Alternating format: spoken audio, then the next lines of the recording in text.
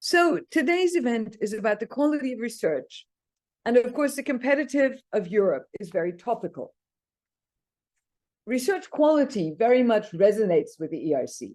Our mission is to encourage the highest quality research in Europe through competitive funding and to support investigator-driven frontier research across all fields, and thereby help to keep Europe at the forefront of research. With ever-growing global competition, not only from the US and China, but also other ambitious nations, funding quality research must be a priority for Europe's competitiveness. We should be leading in knowledge.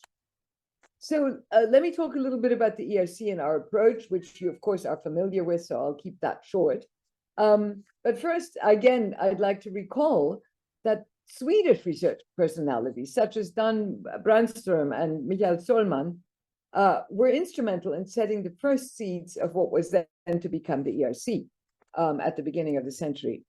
So since the EU was created in 2007, our core principle has always been to fund excellence, which is indeed our sole evaluation criterion. No political priorities, and researchers have free rein to follow their scientific curiosity and, more importantly, their own approaches to solving problems. And our distinct peer review system, of course, enjoys high respect in the scientific community and has served as an inspiration for some national funding agencies. It's the backbone of our organization, and it helps us to identify quality research. The ERC has by now funded over 13,000 researchers across Europe, 14 of whom took home a Nobel Prize after they got their ERC grant. And with the Nobel ceremony coming up very shortly, I'm happy to say that two of our grantees this year won the Physics Prize, Anne Lhuillier and Ferenc Krauss. So based at Lund University, Anne Lhuillier has been backed over the past 15 years with several ERC grants worth a total of 7.1 million. So we fund all areas of research, I've said, and I find that important. Although I'll be talking about innovation and the contribution to society, it is really completely independent research, curiosity-driven in all fields. And we've co-funded some of the most important breakthrough discoveries in the recent years. So I've been emphasizing curiosity independence, but in spite of that, we have to keep in mind and actually note that more than 40% of ERC-funded projects generated research that was subsequently cited in patents, more than 40%. And this is grantees who also work on things like ancient languages or, philosophy or anything. And yet 40%, although they're not selected for application or innovation, have in fact been cited in patents. Grantees also reported over 1,500 patent applications of their own based on their own research. And 11% of ERC grantees created startup companies or transferred their results to pre-existing companies. So why am I citing all these numbers? You know, and I've been harping on about it, that all ERC grantees carry out fundamental research, but these numbers show that the ERC funding has a very direct contribution on enhancing economic competitiveness. I should say that this is the case and for European funding, and the ERC does better in all those metrics than the rest of the Horizon Europe funding, in spite of the fact that we only receive 17% of the total Horizon Europe budget. We contribute more than half for less than a quarter of the money. So where do we go from here? Right now is a good time to discuss where Europe will be heading in terms of first-class research and competitiveness, because preparations for the future of European research and the development of the next EU framework program, FP10, are already well underway in Brussels. And I'm going to get straight to the point. I may be speaking to the converted when speaking to you, but if not, I hope to persuade you to support an ambitious framework program with the ERC as a central component. I think that's essential if we want to see a Europe that is at the global forefront, and that if we're going to address the many challenges our society is facing. And I have to reiterate, I think the taxpayer is entitled to ask tax money to be spent on facing these challenges and finding solutions. Now, Sweden is, of course, a country that understands the value of research and innovation. Based on a great and long tradition, your country has invested in basic research consistently over the years to get to the position where you are today. With 3.4% of GDP spent on R&D, Sweden is one of the few EU member states that has reached and indeed surpassed the challenging target of spending 3%. Many other countries aren't anywhere near there, and Europe in total also isn't. So this might, of course, give you the idea that there is no incentive to support research and innovation at the EU level. Maybe you think that because Sweden is one of the net contributors to the EU budget, why should anybody put more money into the EU research budget? So let's look at the facts. According to the OECD's latest statistics, the EU economy has as a whole spent 400 billion on R&D in 21. At the same time, China spent 620 billion and the US 710 billion. And that's while our economies are approximately the same size. So we can see that the EU overall is falling behind in this very simple metric. And certainly no single member state can in any way hope to match the resources available to our competitors, and some call them rivals. But it gets worse because the EU is also falling behind in terms of scientific quality, especially in new and emerging fields. And the European industry is also not specialized in the fastest growing sectors. Some more numbers. If we look at R&D in the EU, just over 50% is in the car and pharma sectors, and only 15% in the information technology, hardware, and software sectors.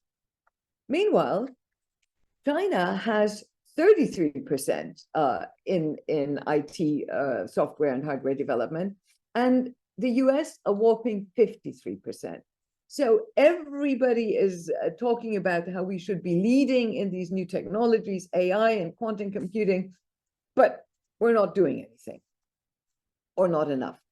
And if we look at the most significant scientific publication, those that are the top 1% cited, the EU world share is 18% compared to 23% for China and 27% for the US. Let's look at the industry, new and emerging fields. US and China have an even bigger lead. Recent analysis showed that 68 of the most influential recent publications in the field of artificial intelligence, again, have US authors, 27 out of 100 have China authors, and only 15 have EU authors. So, and of those, by the way, many are from DeepMind in London. So it's even a US subsidiary.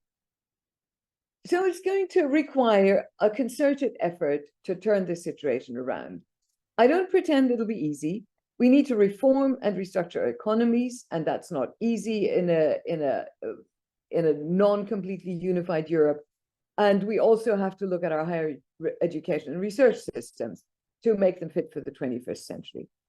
So what, of course, I'll be arguing is that a good place to start would be to significantly increase the spending for research and innovation at the EU level in the next framework program.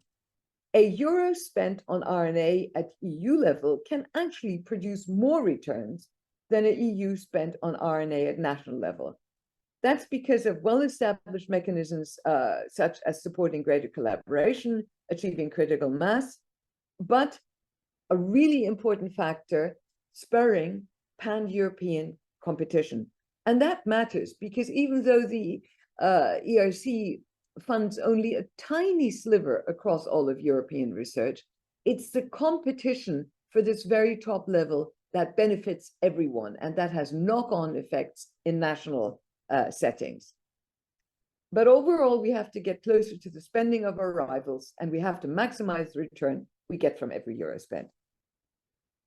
Since the early 1980s, the EU frameworks have supported projects which bring together research and organizations from different countries to work together on predetermined topics in applied areas such as health, energy, and environment. This is in fact still the case for the majority of the current framework program, Horizon Europe. It's also, like I said, important to fund this kind of collaboration with no national bodies, which no national bodies are likely to support themselves at a sufficient scale. We have talent across the continent, and we have to nurture it properly. But if we want to return to a position of leadership in new and emerging areas of science, we also have to enable our best researchers to have the freedom to use their own creativity in their own way.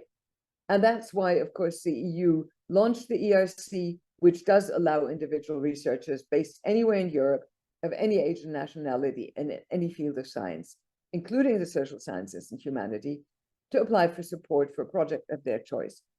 The ERC obviously provides attractive long-term funding for groundbreaking and ambitious research with a sole selection criterion of excellence.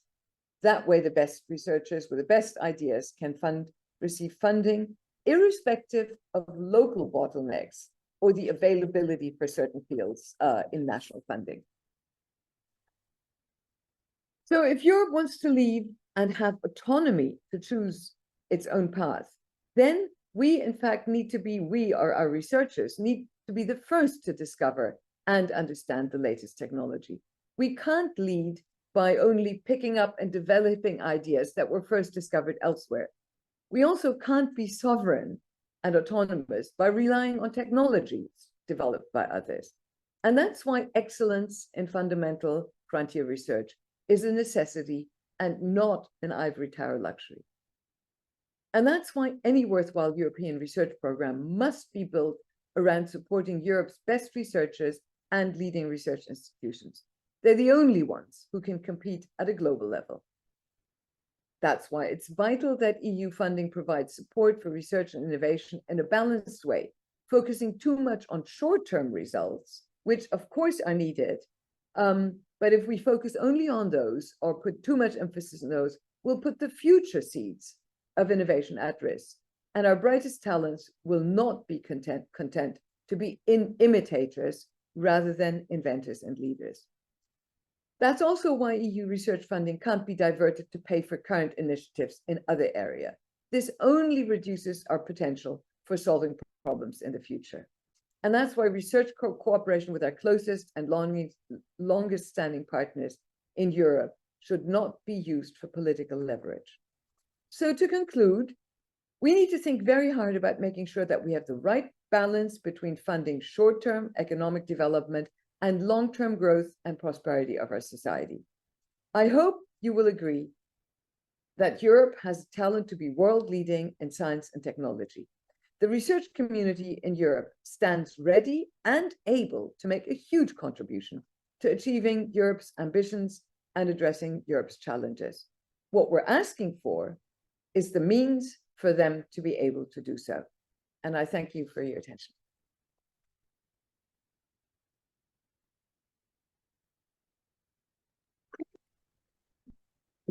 Thank you so much, Maria. There was a lot of information and very good, well-explained arguments. Can I just ask you one thing before you take off? Obviously, we don't want EU to be, following US and China. We want to be in the lead much more than we are at the point, according to what you're saying. But what are the barriers when you talk to politicians generally? Why is there a problem in gearing up in terms of financing for research? I think, it's not all politicians. So if I talk to the research ministers in countries, they agree, they fully understand. When it comes to science ministers or foreign secretaries or others, I think they're just not aware of what the pipeline from fundamental to applied is. They don't understand, they recognize the importance, but they think, well, you know, if people in Cambridge develop an idea, it's open. Why can't we work on it? Well, it's not like that. If you look at, and we have to tell them that, if you look at where big tech companies put themselves, they put themselves around Cambridge, UK. They put themselves in the Boston area. They know that the vicinity, that the direct connection to the fundamental knowledge is what matters. So it's not the case that somebody else can do the discovery, we do the application. So that's one thing. The other thing that is not understood is that you can't tell a researcher to discover something.